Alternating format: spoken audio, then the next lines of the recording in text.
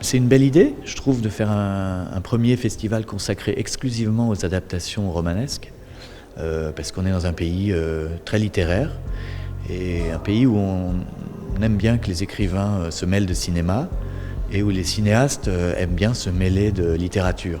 Tout ça s'imbrique beaucoup chez nous.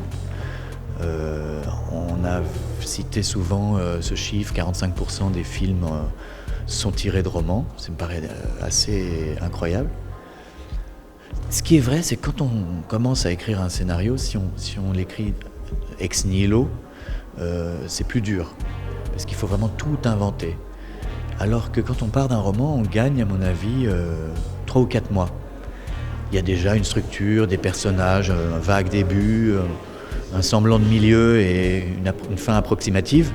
Donc ça, c'est vrai qu'on...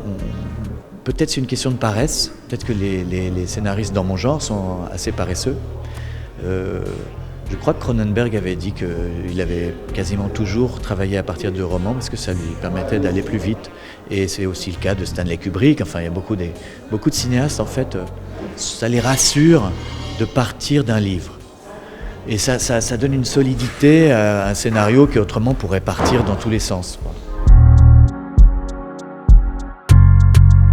Oui, c'est assez surprenant de se retrouver président d'un jury aussi prestigieux. Ça n'a aucun sens, à vrai dire. Je crois qu'ils ont voulu un écrivain qui ait réalisé des films. Alors, c'était moi, ou Yann Moix, ou Bernard-Henri Lévy, ou Michel Houellebecq. Probablement les 3 autres n'étaient pas libres. Je crois que c'est pour ça qu'on m'a demandé à moi. La différence entre écrivain et réalisateur, c'est qu'un écrivain, il est tout seul chez lui, mais il a tous les droits, il peut faire tout ce qu'il veut.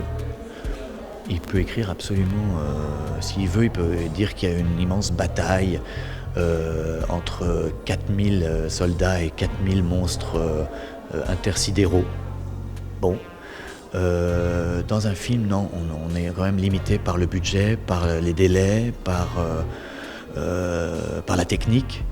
Et donc, il y a déjà cette différence-là. On est plus libre comme écrivain, mais on n'est plus seul. Je dirais que c'est ça la différence.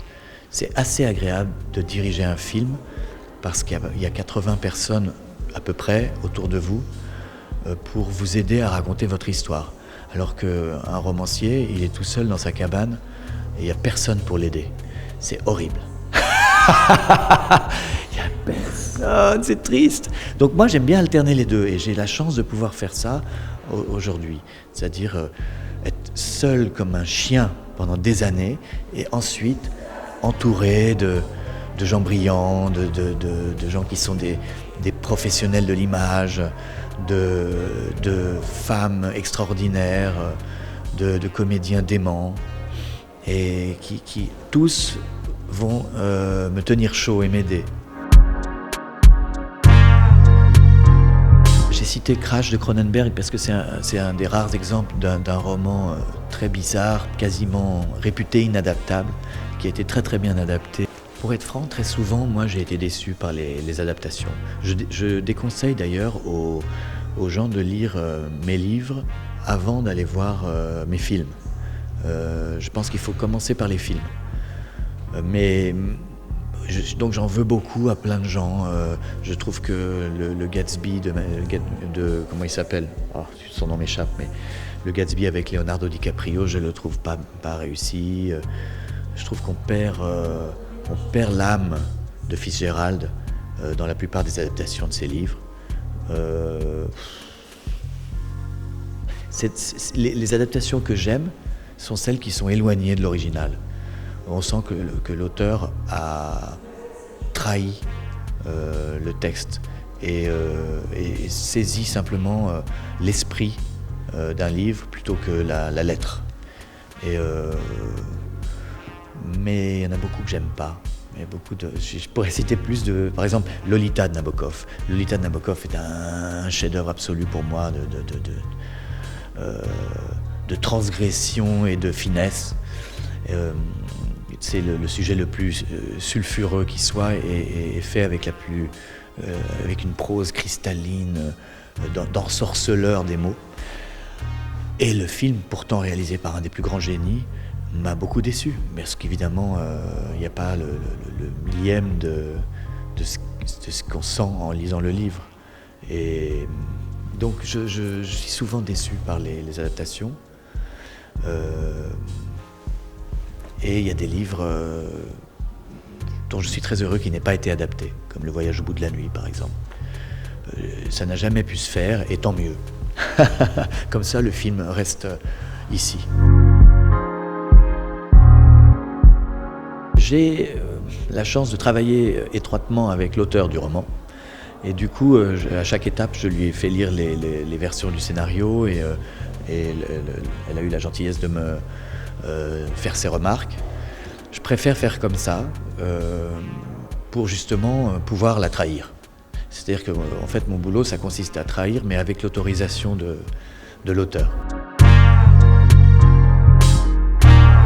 Oui, je crois qu'exactement. Je pense qu'une bonne adaptation, c'est à la fois saisir la substantifique moelle d'un livre et essayer de garder ça, et puis enlever tout le reste et faire un film. Un film, c'est pas un roman, sinon les films seraient très ennuyeux et très bavards. Donc on ne peut pas être fidèle. Et c'est vrai que l'avantage d'adapter des auteurs vivants, c'est qu'on peut quand même leur poser 2-3 questions. Le jour où je ferai une adaptation de Paul-Jean Toulet, je serai sans doute plus paralysé. Il y a les studios de la Victorine, il y a toute une histoire. Nice est très liée avec le cinéma et la télévision, puis c'est une ville extrêmement photogénique. C'est vrai, la lumière de cette ville est très particulière. Mais ce qui m'émeut en ce moment, pour être franc, c'est que j'ai lu un livre que je ne connaissais pas, qui s'appelle La doublure de Raymond Roussel, qui date de 1897, un poème en alexandrin qui fait 100 pages et qui se passe intégralement sur la promenade des Anglais. Donc moi, l'image que j'ai, c'est parce que je lis ça en ce moment, l'image que j'ai, c'est un carnaval à Nice avec un feu d'artifice sur la promenade des Anglais qui a lieu en 1897. Et quand on le lit aujourd'hui, on n'arrive pas à s'empêcher d'avoir les larmes aux yeux à chaque page. C'est très très bouleversant. Et donc voilà, de lire un poème sur la promenade des Anglais, je pense qu'on ne pourra plus jamais lire La doublure comme s'il n'y avait pas eu quelque chose en 2016. C'est comme si un livre d'il y a 120 ans était le plus beau poème jamais écrit sur l'attentat de 2016.